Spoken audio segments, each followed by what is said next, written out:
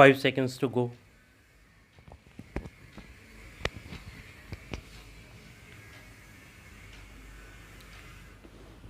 Start.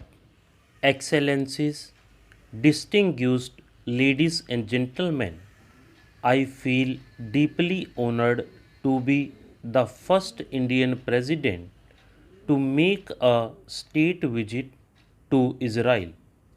Since I arrived here yesterday, I have been touched by the warmth of the reception and the gracious hospitality that has been accorded to me and to my delegation.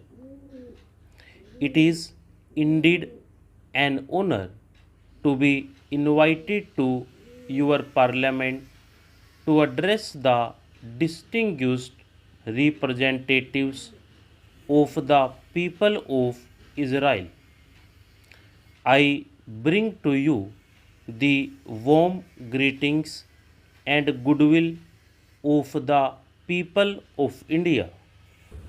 Having participated intensely in the deliberations of the Indian Parliament since I was first elected to the upper house in 1969, I feel very much at home when I visit other great parliaments of the world, and this is one such occasion. The Parliament, with its unique structure and responsibilities of making the basic laws that substitute a written constitution, has proved the power of parliamentary discussion and debate. Having been a parliamentarian and public servant for over 50 years, I am today more convinced than ever that a thorough deliberation with due consideration of all shades of opinion is the key to good policy making. I am accompanied today by the Honorable Union Minister of Social Justice and Empowerment and a delegation of members of the lower house of the Indian Parliament. They represent different political parties and constituencies across the length and breadth of India.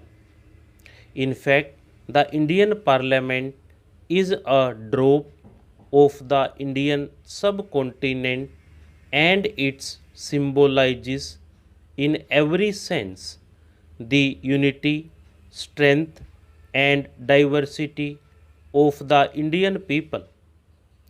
As you are doubtless aware, the general elections which took place in India last year was the largest democratic exercise of the right to vote in living history. The turnout was unprecedented and the outcome historic. For the first time in 30 years, the Indian electorate had voted for a majority government. I am happy to say that as President of India voted to office at the time of the previous government, I had the satisfaction of presiding over a very smooth transition from one democratically elected government to another. Like your parliament, the Indian parliament has all the important functions of a legislative branch that checks the executive branch of the Indian government, questions its actions, and thoroughly examines its policies. It makes laws and has wide financial powers. No tax can be levied without its approval by the appropriate authority. My state visit to Israel is taking place at a time when relations between our two governments and our people are on a very positive trajectory. India and Israel, as fellow democracies, share many commonalities.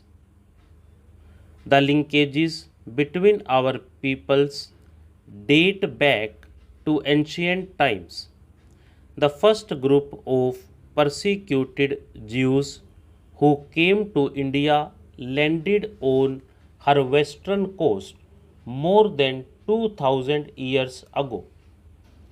Throughout their long history, the Jewish communities in India have maintained, developed, and enriched their traditions with many Indian additions to their unique heritage.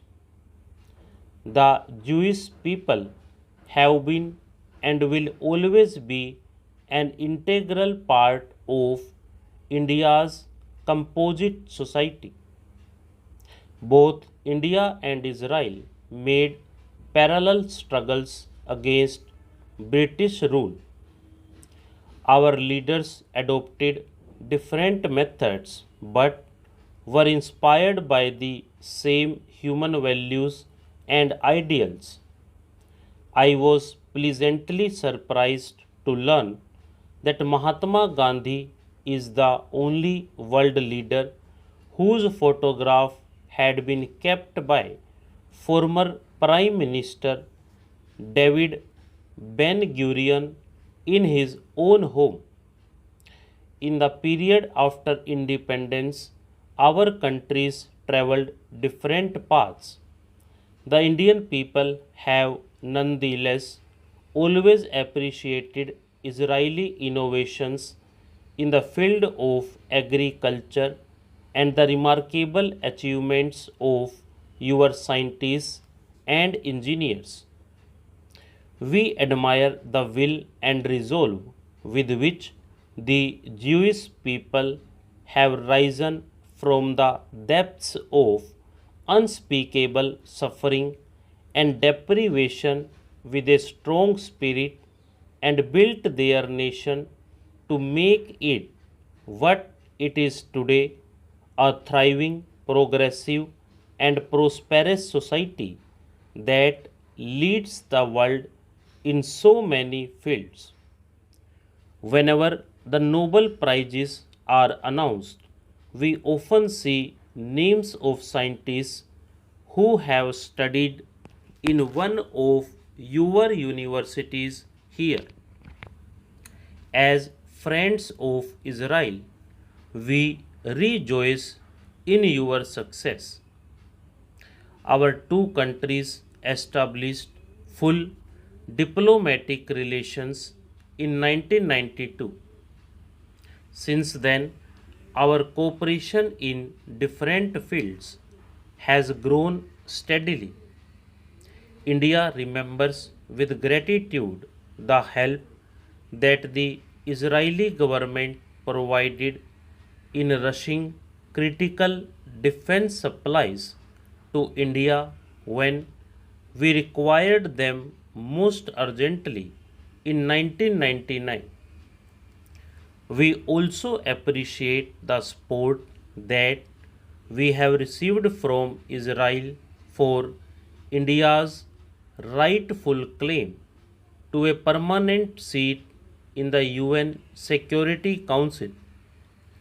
India has been a strong voice of developing countries in the UN and other multilateral organizations. India believes that there is no better option than to resolve issues through negotiations and peaceful dialogue. We see that the administrative architecture of international bodies is not effective enough in enforcing their decisions. The United Nations was established at the end of the Second World War.